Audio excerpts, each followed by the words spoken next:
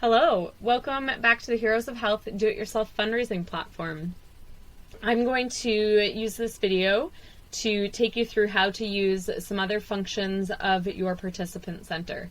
We're going to focus on the email center in this video. So to access your participant page, you can navigate to the DIY fundraising homepage or to the Create Your Own fundraising homepage, and you would just click on this login link. Here you enter the email address that you registered with.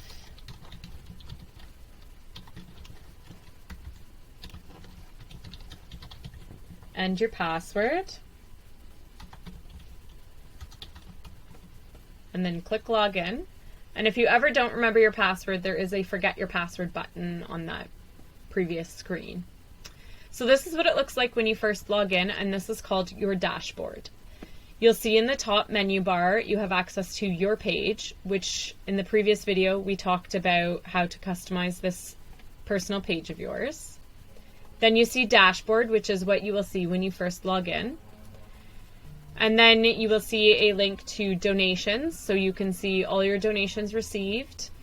You have the ability to add an offline donation, which I'll discuss in a further video. And you can also make a donation from this menu. The next option over is your messages center. So if you click on your messages center, it will bring you to this landing screen. All of the options that are in this drop-down menu are also across here in these tabs.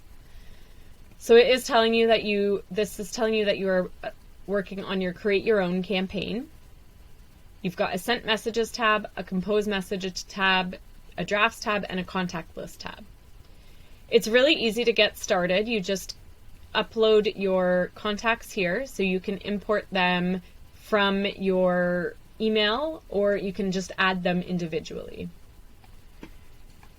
So if you look at the importing, you can import from a webmail. You can select any of your webmail clients that you use for your email address. You can import from a CSV file, so if you have your contacts like that, you can just load them in really easily that way. There is a maximum of 100 contacts that can be uploaded, so you can do a couple uploads if you have more than 100 contacts. Otherwise, you can add them in individually, so one by one. So if you know exactly who you want to be emailing, you can put them in here.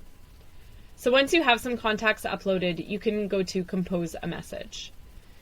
Within the system, there are a couple of options here, depending on what type of fundraiser you registered for and what stage of your fundraising journey you're in.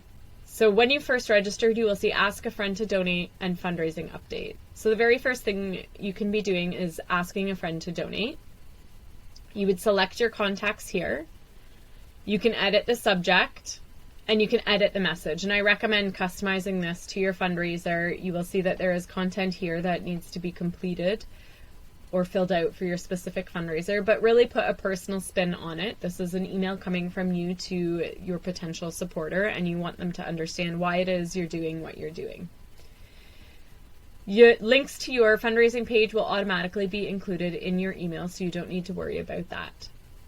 So once you've done that, you have the option at the bottom to either send your message, save a draft, or send a test message to myself. So I haven't entered any contacts, so I'm not going to do any of those things, but that's sort of how that page works. You can also see that there is a fundraising update. Once you have some donations coming in, there will also be a thank you option on here. And it's really handy to be able to thank your donors very easily through your messaging center. And then once you've sent a few messages, you will see on the Sent Messages tab, it will show all of the messages that you've sent here and give you a summary of them.